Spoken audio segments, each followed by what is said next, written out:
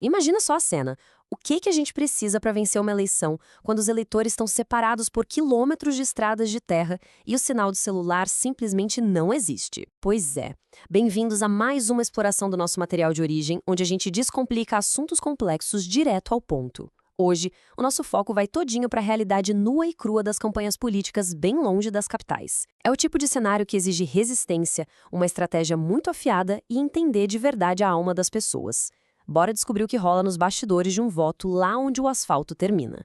Baseado nos dados do livro Caminhos para a Câmara, do Caio Campos, a gente vai encarar agora o que ele chama de uma verdadeira corrida de obstáculos da campanha rural.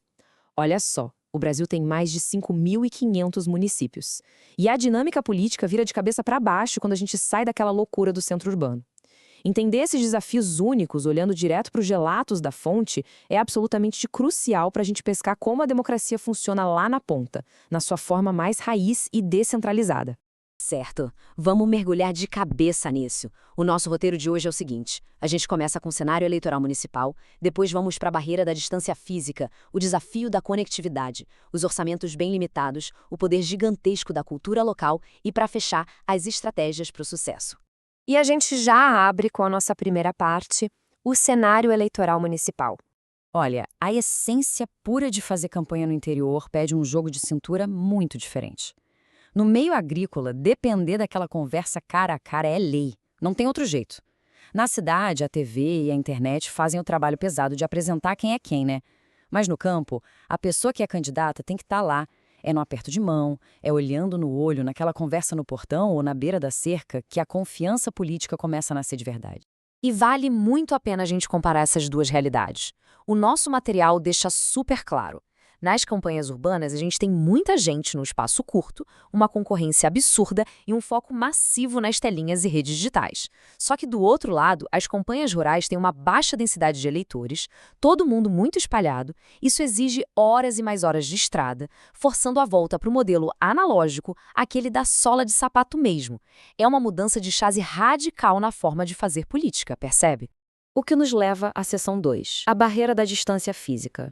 Nesse ponto, a própria geografia vira um obstáculo gigantesco. O texto destaca bem a dispersão geográfica. As distâncias são imensas entre uma comunidade e outra, e para piorar, as estradas muitas vezes não ajudam em nada, são puro buraco e lama, é um pesadelo logístico. E quer saber o mais interessante? Esses obstáculos acabam sendo um filtro físico. Eles testam, na prática, se o candidato tem disposição e fôlego de verdade para chegar até as pessoas mais isoladas. E o resultado disso tudo é uma matemática nua e crua. Menos gente agrupada significa que o custo de cada voto vai lá para cima. E eu não digo só custo em dinheiro, não, tá? É em tempo, em pneu furado, em tanque de combustível. O esforço para falar com 10 pessoas no meio rural, muitas vezes, é o mesmo que você gastaria para discursar para 1.000 pessoas numa praça no centro da cidade. É um investimento altíssimo de energia. Então, vamos avançar para a seção 3, o desafio da conectividade. Sabe aquela ideia maravilhosa de uma campanha digital? Aqui a gente precisa esquecer um pouco isso. Como o autor da nossa fonte aponta, sem infraestrutura de internet rápida e com o sinal caindo o tempo todo, tentar bombar mensagem online é quase como falar sozinho. Aquele vídeo incrível, super bem editado para as redes sociais, perde literalmente todo o sentido se quem vai votar não tem sinal nem para carregar uma mensagem de texto. Então, o ponto crucial dessa história toda é que o apagão da internet não é só um inconveniente chato. É a realidade moldando a eleição. Essa falta de rede te empurra de volta para a velha guarda da comunicação. Tem que largar o celular, ir para a rua, bater no sítio. Isso só prova que nessas regiões, a palavra dita ali, no ao vivo, é o contrato mais seguro e forte que existe. E aí chegamos na seção 4, orçamento e financiamento limitados. Agora, o que é realmente intrigante nisso tudo é o paradoxo que se forma.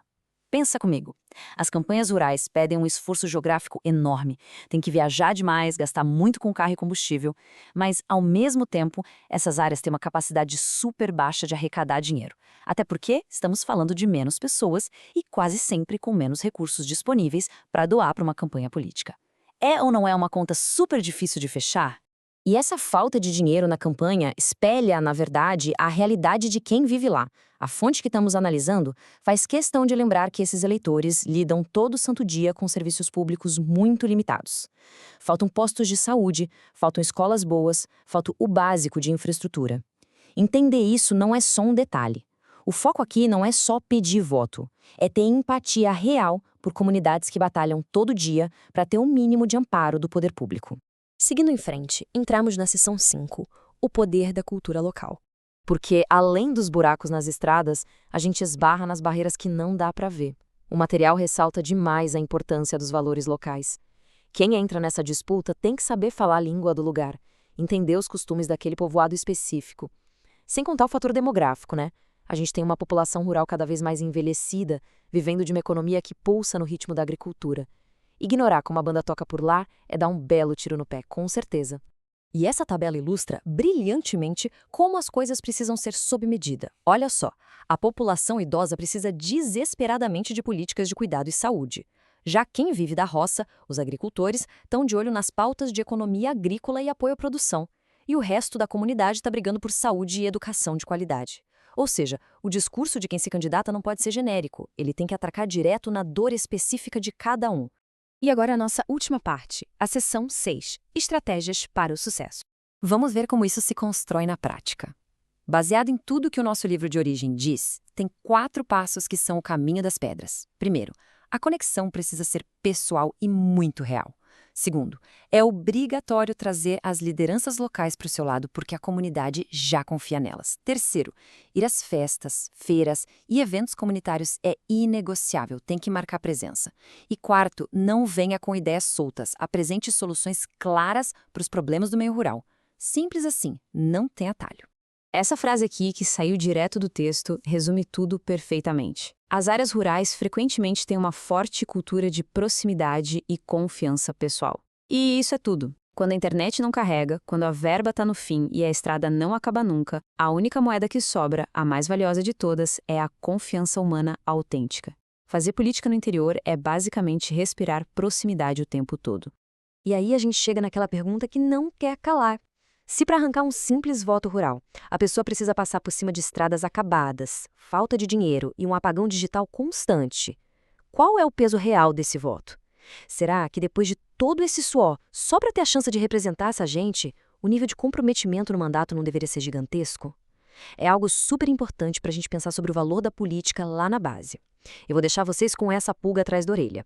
Muito obrigado por acompanhar mais um mergulho nosso nessas fontes riquíssimas e a gente se vê na próxima exploração.